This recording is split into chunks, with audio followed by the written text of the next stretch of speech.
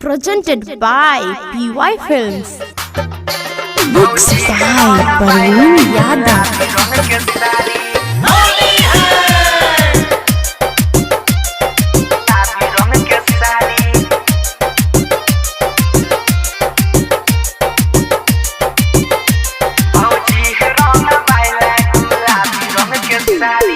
फगुआ के तोरा पर चढ़ल छाकुमारी।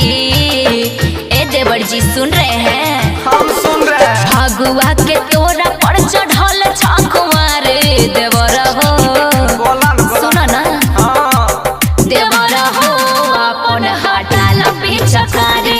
देवर हो अपन हटाल पिचकारी। अरे दूर हटाल हो। कह रही छो माना ता दुख होई छै भारी। होली के दिन जे हमर भौजी किए ना करे छै। कह रही छो माना ता दुख होई छै भारी। भौजी हे रंगा बाइला गुलाबिया रंग सारी। भौजी हे रंगा बाइला गुलाबी रंग के साड़ी। एकदम जस्ता ललका रंग भर गेल छै पिचकारी में। Presented by PY Films. Matiagala Sitamarhi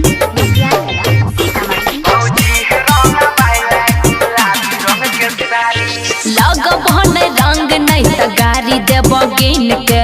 तंग नहीं कर हमर छोट की बहिन के। तू नहीं लगबे छो अब बहिनो के नहीं लगबे होए। लहला काया पीर रंग लाइन छियै किन के। गाल में रगड़बा तोहर चढ़गे बहन के।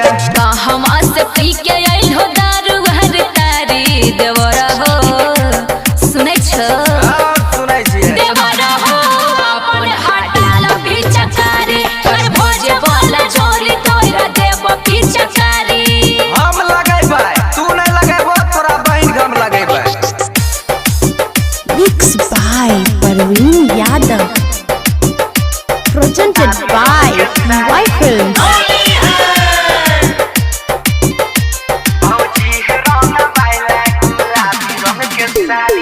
करै छो जिद की पकड़ै छो कलाई।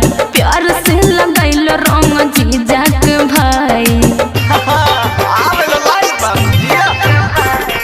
प्यार से लगेबा रंग गाल में गुलाल है। ऐसने मौका दी हो फेर आई के पिछला साल है। बुझे छो मनीष बंसी